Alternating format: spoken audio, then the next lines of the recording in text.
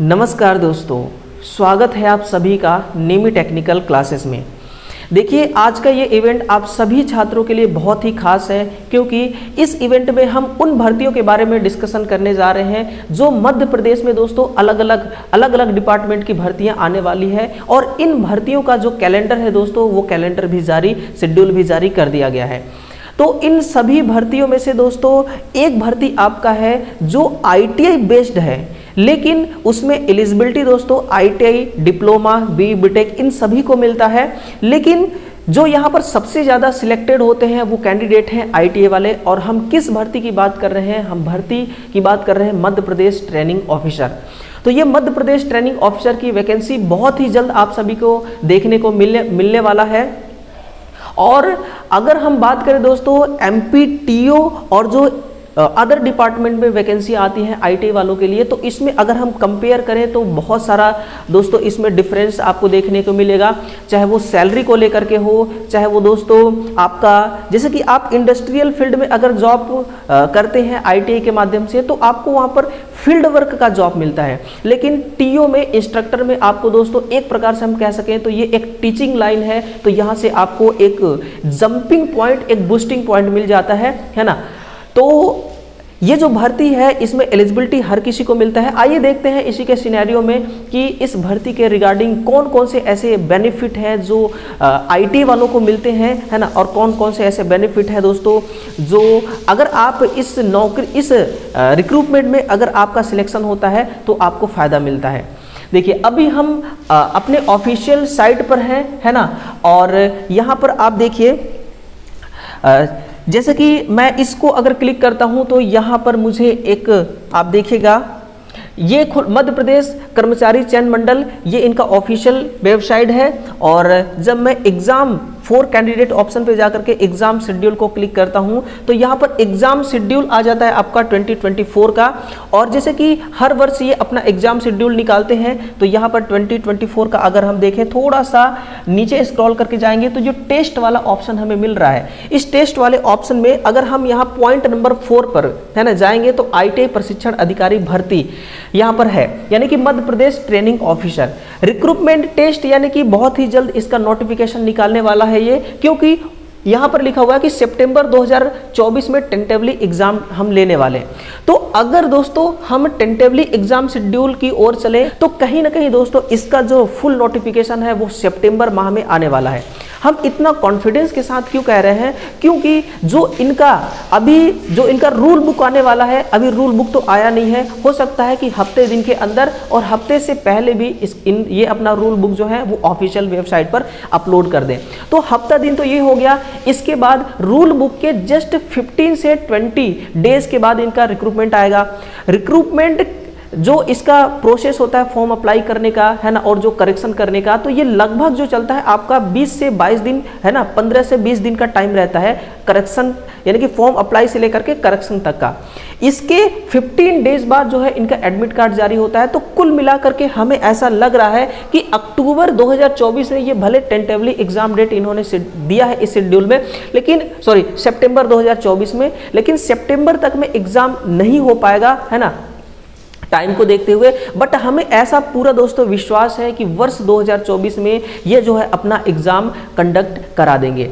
तो ये जो इनका रिक्रूटमेंट होता है, इनका रिक्रूटमेंट प्रोसेस आपको टोटल समझना चाहिए। और इसकी जो तैयारी है दोस्तों आपको अभी से शुरू कर देना चाहिए, क्योंकि जब नोटिफिकेशन आता है तो ज़्यादा टाइम आपके पास तैयारी करने के लिए नहीं होता। तो प्रिपरेशन को अगर अभी से आप स्टार्ट करेंगे तो जो इनका एग्ज़ाम होगा उस एग्ज़ाम तक में आपका जो तैयारी है वो कुछ हद तक दोस्तों अच्छे से हो पाएगी, है ना। तो आइए देखते हैं दोस्तों, वर्ष जो 2022 का इनका नोटिफिकेशन आया था, उस नोटिफिकेशन के जरिए हम इनके सभी जो रिक्रूटमेंट प्रोसेस है इस प्रोसेस को समझने वाले हैं। तो देखिए, ये है हमारी वर्ष 2022 में जो इनका नोटिफिकेशन आया था, उस नोटिफिकेशन की ओर अगर मैं आपको लेके चलूं तो यहाँ पर देखिए भर्तियां 2 प्रकार से इसमें आती हैं, है ना। जो भर्तियां हैं 2 प्रकार से आती हैं। पहली भर्ती तो सीधी भर्ती होती है और दूसरी संविदा भर्ती होती है। उससे पहले आप देखिए फॉर्म अप्लाई डेट, यानी कि फॉर्म जो होता है 1/11/22 को आया था और 15/11/22 को इनका विंडो जो है वो क्लोज हो गया था। इसके बाद 1/11/22 से लेकर ही 20/11/22 तक इनका जो करेक्शन करने का डेट था, यानी कि 5 दिन और ये करेक्शन करने का टाइम देते हैं। अगर आपको अपने एग्जाम में किसी भी प्रकार का कोई संशोधन करना है तो 5 दिन आपके पास वो टाइम रहता है, ठीक है ना। फिर परीक्षा दिन जो है 16/12/2022 से स्टार्ट कर दिए, यानी कि 1 महीना भी नहीं लगा। हाँ, 1 महीना से पहले इनका जो है एग्जाम दोस्तों ये एग्जाम कंडक्ट कराने लगे थे पिछले बार, और यही शेड्यूल इस बार भी होने वाला है, क्योंकि ये जो भर्ती होती है दोस्तों, ये भर्ती थोड़ी सी फास्ट होती है। अगर हम यहाँ पर आरक्षण की बात करें तो ये भर्ती दोस्तों सबसे ज़्यादा बेनिफिट किसको देता है, देखिए यहाँ पॉइंट नंबर 4 पर आप ध्यान से देखिए कि प्रशिक्षण अधिकारी पद सरल क्रमांक 1 से 9 तक, यानी कि जो इसमें अलग आईटी वालों के लिए जो अलग अलग ब्रांच पर अलग अलग ट्रेड के लिए यहाँ पर जो वैकेंसी आती है उसमें से 1 से 9 तक ये बोला जा रहा है कि प्रत्येक व्यवसाय के कुल पदों में से 50% पद इंजीनियरिंग में डिग्री डिप्लोमा आधारित उम्मीदवारों से भरे जाएंगे। इसका मतलब क्या है कि जो पिछली बार भर्ती आई थी वो भर्ती आई थी आपकी 300 प्लस, कितना 300 प्लस। इस 300 प्लस भर्ती में से आपका जो 50% ये पोस्ट है इसको भरा जाएगा इंजीनियरिंग और डिग्री डिप्लोमा उम्मीदवारों से, है ना। जो 50% इसमें पोस्ट होंगे, वो जो सीट होंगे, वो सीट इनके लिए पूरी तरह से रिजर्वेशन होगा, रिजर्व होगा, और जो बाकी के अदर 50% सीट बच गए, ये सीट में इसमें कौन फाइट करेगा, इसमें आईटीआई वाले फाइट करेंगे। लेकिन एक बात आपको यहाँ पर ध्यान देना होगा कि जो 50% रिजर्वेशन मिला हुआ है, रिजर्व्ड सीट है डिग्री और डिप्लोमा के लिए, इसमें ये वाले कैंडिडेट नहीं आ सकते। ये कौन से कैंडिडेट हैं, ये आईटीआई वाले कैंडिडेट हैं और ये डिग्री वाले, और ये कौन से हैं, ये डिग्री वाले। तो डिग्री वाले जो कैंडिडेट हैं वो आईटीआई वालों का जो 50% सीट है इसमें आकर के दोस्तों ये कंपटीशन लड़ सकते हैं। लेकिन जो 50% बाकी का अदर सीट बच गया वो आईटीआई जिसमें आईटीआई वालों को इसमें रखा जाएगा। तो ये जो 50% कैंडिडेट होंगे, ये वाले जो कैंडिडेट हैं वो इस सीट पर आकर के कंपटीशन नहीं लड़ सकते, है ना। मतलब कि ये जो 50% सीट है दोस्तों, ये डिग्री और डिप्लोमा वालों के लिए रिजर्व है, ये रिजर्वेशन है, इसमें ये नहीं आ सकते।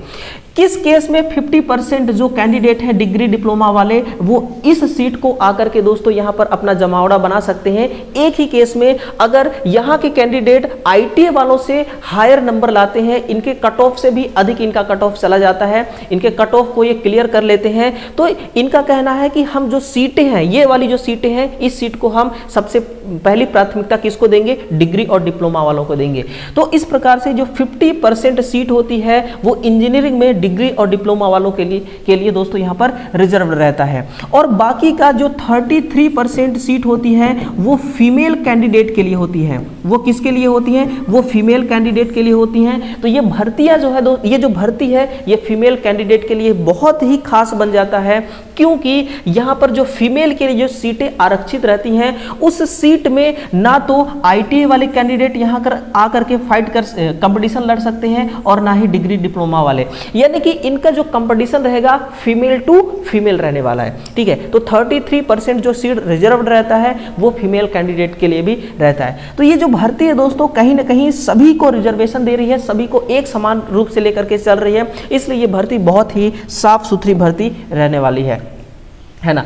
और अगर हम यहाँ पर भर्ती की बात करें तो पिछले बार जो भर्ती आई थी, जो डायरेक्ट रिक्रूटमेंट था वो 244 पदों पर था, और जो 20% यहाँ पर संविदा वालों के लिए भी, यानी कि जो 5 वर्ष संविदा में काम किया हुआ है, जिसके पास एक्सपीरियंस है, उसको भी यहाँ पर दोस्तों मौका मिलता है ना, ट्रेनिंग ऑफिसर बनने का। तो सीधी भर्ती 25% संविदा कर्मचारियों के लिए यहाँ पर सीटें जो है वो आरक्षित रहती हैं। तो यहाँ पर है 61 सीट, यानी कि टोटल 305 पदों पर भर्तियां जो है ये वर्ष 2022 में इसको निकाली गई थी। अगर यहां पर देखा जाए इन्हीं वैकेंसियों का टोटल डिटेल्स, तो इसमें आईटी वालों के लिए अलग अलग ब्रांच, अलग अलग पोस्ट, अलग अलग जो ट्रेड होते हैं उन पर वैकेंसियों को निकाला जाता है। जैसे कि आपका ये हो गया इलेक्ट्रॉनिक मैकेनिक के लिए, डीजल मैकेनिक के लिए, है ना, और यहाँ पर रेफरी आरएसी के लिए है। फिर आपका है ड्राफ्टमैन मैकेनिक हो गया, ड्राफ्टमैन सिविल हो गया, इलेक्ट्रीशियन हो गया, है ना, फिर प्रोग्रामिंग असिस्टेंस हो, computer operator and programming assistance हो गया, फिर आपका फिटर हो गया, है ना, फिर ट्रेनिंग ऑफिसर गणित और ड्राइंग का हो गया, और ट्रेनिंग अधिकारी स्टेनो हिंदी। यानी कि टोटल 10 ट्रेडों के लिए यहाँ पर भर्ती को निकाला गया था पिछले बार, और इस बार भी उम्मीद है इतने ही ट्रेडों पर यहाँ पर भर्ती आने वाली है। लेकिन ध्यान दीजिएगा दोस्तों, अगर कोई ऐसा बंदा है जो मैकेनिकल से आईटीआई किया हुआ है या मैकेनिकल से डिप्लोमा किया हुआ है, डिग्री है उसके पास, या फिर बीटेक है, बी है, तो उसके लिए दोस्तों यहाँ पर ग्रेटर अपॉर्चुनिटी रहती है।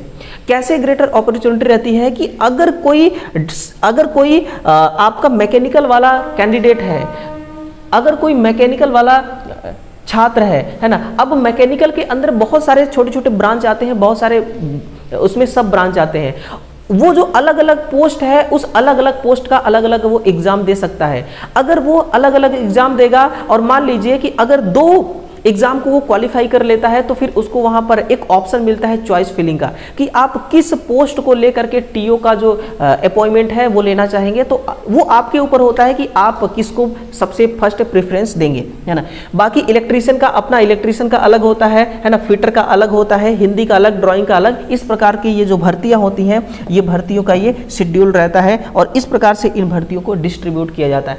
उम्मीद है कि टोटल इसी जो पिछले बार भर्ती आई थी उसी भर्तियों वही भर्ती कॉपी की जाएगी इस बार भी, ठीक है। और यहाँ पर सैलरी की बात करें तो सैलरी बहुत अच्छी रहती है दोस्तों, 32,800 से लेकर 1,36,000 रुपये यहाँ पर जो आपकी सैलरी है, और बाकी जितने अदर अलाउंसेस होते हैं वो सब कुछ आपको मिलेंगे। शैक्षणिक योग्यता की बात करें, अगर आईटीआई बेस्ड अगर कोई फॉर्म को अप्लाई करना चाहता है तो उसके पास 10th पास सर्टिफिकेट होना चाहिए, आईटीआई होना चाहिए, है ना, आईटीआई होना चाहिए, एनसीवीटी से हो या फिर एससीवीटी से हो, कोई मायने नहीं रखता, हर कोई भर सकता है। अगर आईटीआई नहीं है तो फिर उनके पास अप्रेंटिसशिप होना चाहिए, है ना, उनके पास क्या होना चाहिए, अप्रेंटिसशिप होना चाहिए, वो इसको इस फॉर्म को कंप्लीटली अप्लाई कर सकते हैं। इसके अलावा अगर ऐसे जो डिग्री डिप्लोमा वाले होते हैं वो उन्हीं के समकक्ष है ना, उन्हीं के पाठ्यक्रम में जिस ट्रेड के लिए वो अप्लाई करेंगे सर्टिफिकेट उनके पास होना चाहिए, वो फॉर्म को आराम से अप्लाई कर सकते हैं।